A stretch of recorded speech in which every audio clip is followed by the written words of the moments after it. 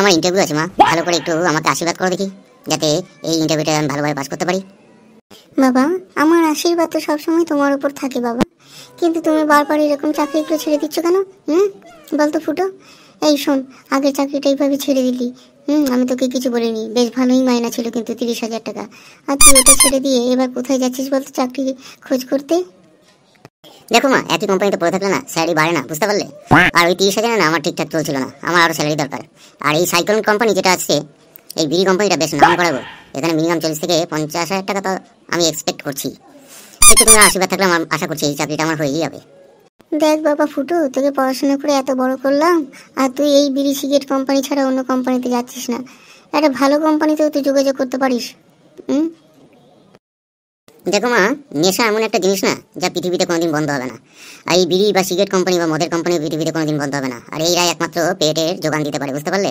তুমি করোনার সময় দেখোনি কিভাবে মানুষ, কত কত মানুষ চাকরি হারিয়েছে, এই কোম্পানি ওই কোম্পানি সব এক এক করে আউট করে দিয়েছে লেবারদেরকে। সুতরাং তুমি নিশ্চিন্তে থাকো, তোমার ফুটো সব জানে কি করতে হবে। দেখো গিন্নি, এত চিন্তা করতে হবে না, ওকে একটু আশীর্বাদ করো, ও জানে কখন কি করতে হবে, বুঝতে পারলে? আর ছাড়ো ওকে, তাড়াতাড়ি ছাড়ো, ওর সময় হয়ে যাচ্ছে।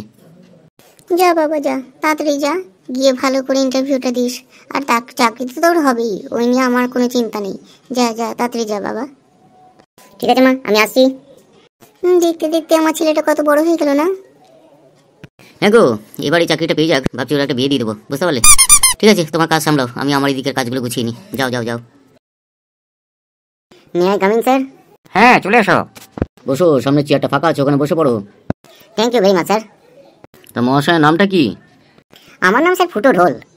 বাবা, এই আবার কি নাম রে বাবা?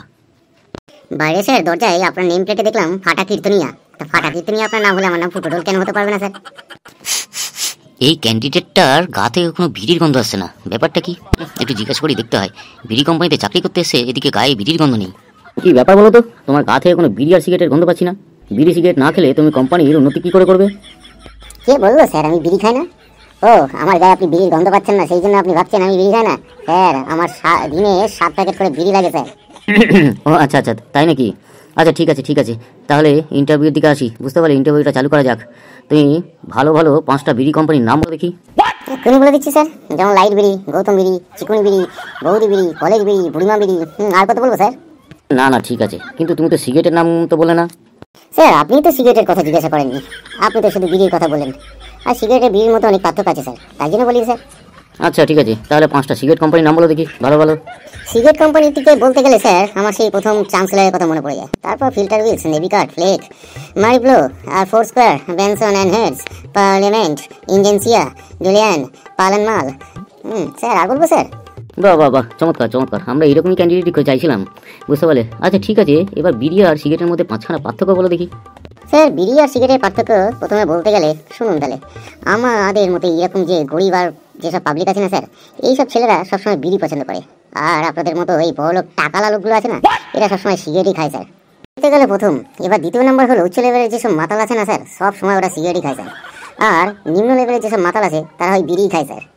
3 নম্বরে বলতে গেলে স্যার কিছু পাবলিক আছে যাদের পকেটে সবসময় পয়সা যখন থাকে না স্যার, সবসময় সিগারেট খায়, লোক দেখানো খাওয়ার। আর যখন পকেটে পয়সা না থাকে তখন 15 টাকার বিড়ি কিনে সারা মাস চালায় স্যার, বুঝতে পারলেন? আর 4 নম্বরে আছে মহিলারা, এরা সবসময় সিগারেট পানি করে। ওরা বিড়ির গন্ধে স্যার কিছুতেই সহ্য করতে পারে না, এটা চিরাচুরিতে অভ্যেস স্যার ওদের। আরে থামো, তোমাকে আর বলতে হবে না, তুমি অনেক কিছু জানো দেখছি। তা একটা কথা বলো, তোমাকে যদি আমাদের কোম্পানিতে চাকরি দিই তাহলে তুমি কি করবে? স্যার, এই কোম্পানিতে চাকরি পেলে আমি সামনে যাকে পাবো না স্যার, তাকে বিড়ি নাহলে সিগারেট খাওয়া বানিয়ে ছাড়বো। আর লোকজনকে ধরে তার ভালোবাসার বিচ্ছেদ ঘুরিয়ে দেবো স্যার। কেন? এটা করলে কি হবে? স্যার, এটা করলে না সাথে অ্যাকশন হবে, কোম্পানি বিড়ি আর সিগারেট না হু করে সেল হবে স্যার, বুঝতে পারলেন? সেটা কিভাবে, আমাকে যদি একটু বুঝিয়ে বলো। না স্যার, এটা বলা যাবে না, তাহলে আপনি সব জেনে যাবেন আর আমার চাকরিটাও হবে না। আগে চাকরি কনফার্ম করুন, তারপর সব জানাবো আপনাকে। বেটা খুব শিয়ানা আছে। আচ্ছা ঠিক আছে, তোমার চাকরি কনফার্ম। চলো, কালকে থেকে তুমি কাজে লেগে পড়ো, ঠিক আছে? আর স্যালারি 25,000 দিলে চলবে তো? একদম না স্যার, আগে কোম্পানিতে 30,000 পেতাম, এখানে মিনিমাম 40 না দিলে কাজ করবো না স্যার। ছেলেটা ভীষণ বুদ্ধিমান আর স্মার্ট আছে না, একে কোম্পানিতে নিলে আমার লোকসান হবে না, রাজি হয়ে যায়। চলো ডান, তুমি কালকে থেকে লেগে পড়ো কাজে, ঠিক আছে? একদম 10টা থেকে 10:30টার মধ্যে কালকে চলে আসো। ওকে স্যার, তাহলে আমি আজকে আসছি, কালকে থেকে কাজ শুরু করে দেবো। আরে দাঁড়াও, চললে কোথায়? যাওয়ার আগে আমাকে সিক্রেটটা তো বলে যাও। স্যার, কালকে থেকে যখন চাকরিতে আসবো, সুতরাং বেতনটাও তো আপনি কালকে থেকে আমার ধরবেন, তাই তো? সুতরাং ওই ফ্রি সার্ভিস কিন্তু আমি দিতে পারবো না। যেদিন থেকে আমি শুরু করবো সেখান থেকে আপনাকে জানাবো। Okay sir? আজকে তাহলে চলি আমি। মালটা বেশ চালাক আছে কিন্তু প্রচুর বুদ্ধিমানও। ঠিক আছে, একে দিয়ে কাজ হবে। কালকে আসুক, সব জেনে নিতে হবে, কালকে দিয়ে কাজ শুরু করতে হবে। এই কে আছিস? 10:30 বাজে, ফুটো রোল ঢুকেছে। ও যদি ঢুকে থাকে না, ওকে একটু আমার কাছে পাঠিয়ে দিস তো। আসবো স্যার। আরে ফুটো, এসো এসো এসো, ভেতরে এসো, ভেতরে এসো। আরে বসো বসো, সামনের সিটটাতে বসো তো আগে। নাও এবার চটপট করে কালকের কৌশলগুলো বলো দেখি। কোনটা দিয়ে শুরু করবো স্যার?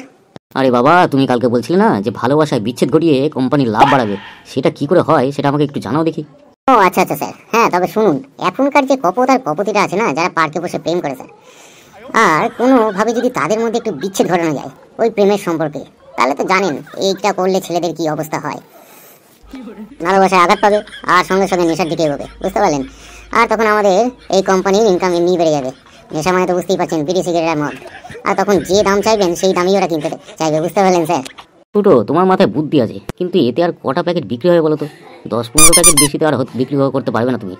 কি বলছেন স্যার? একটা পার্কে কি কম প্রেমিকা আসে? কম করে 200টা ব্রেকআপ হয় স্যার পার ডে। আর এইরকম ওয়েস্ট বেঙ্গলে না 500 থেকে 1000টা এরকম পার্ক আছে, বুঝতে পারলেন স্যার? তবে একটু চিন্তা করে দেখুন, যদি পার মাথা পিছু যদি একটা করে প্যাকেট বিক্রি করা যায়, তাহলে কতগুলো বিক্রি হতে পারে? হ্যাঁ, কোটিতে খেলবেন, কোটিতে স্যার।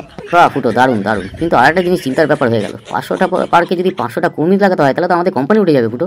আরে না স্যার, তারও চিন্তা ভাবনা আমার মাথায় আছে, বুঝতে পারলেন? পার্কে দেখবেন কপতিদের সাথে অনেক ভিখারিও দেখা যায়, বুঝতে পারলেন? তাদেরকে কাজে লাগিয়ে দিতে হবে স্যার।